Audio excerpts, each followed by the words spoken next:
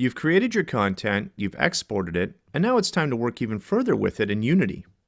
This video discusses some best practices to importing and setting up content in your Unity project.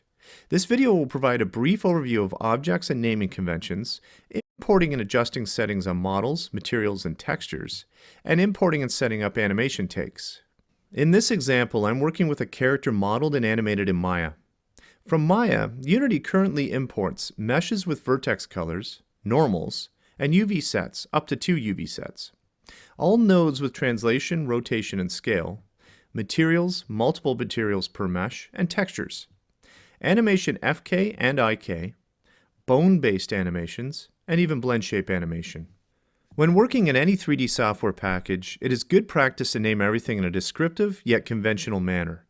Unity supports and recognizes the names of your objects. This is important as it makes it very easy for locating and searching for objects and materials, etc., just the same as you would in your content creation package.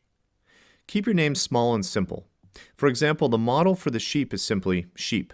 For the joints, they are named according to their position within the body. For example, let's take a look at the lower left rear leg. It is labeled in this format here.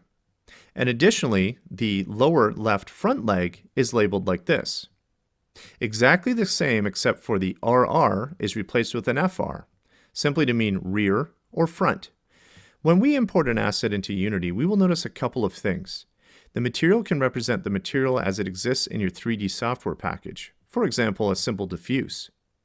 Or it can be switched to a newer Unity material, for example, the Unity Standard or Standard Specular Setup. Applying textures to the material channels is easy. Simply drag and drop where you want your textures placed. For materials that already have textures applied, you can preview this texture by hovering over the thumbnail and pressing Ctrl and left mouse button click.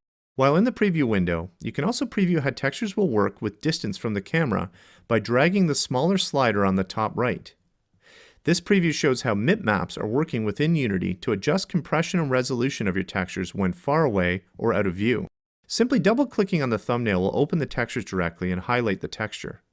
Selecting the texture brings you into the texture properties via the Unity Inspector. Here we can adjust how the texture is interpreted and utilized within your Unity project. We can adjust the maximum size or resolution of the image, as well as adjusting how the image is compressed. These settings will give you the ability to decrease file size to help maintain optimum Unity performance. Finally, let's take a look at how we can work with objects containing animation. For this example, we have our sheep character, and we can see that animation is coming in via the preview window. Let's define the animation takes. Now this character was animated in Maya, and notations were placed of the animation takes on the hips, describing the exact frame length and name of each take. I can now simply add and define the takes as needed. I can preview the takes and make sure everything that's needed to loop is looping just fine. Be sure to enable loop if it is required. When working with Unity, you have options for how your content will interact within the game environment. Applying these simple yet effective practices when importing models, textures, and animation are a great way to get you started with your Unity project.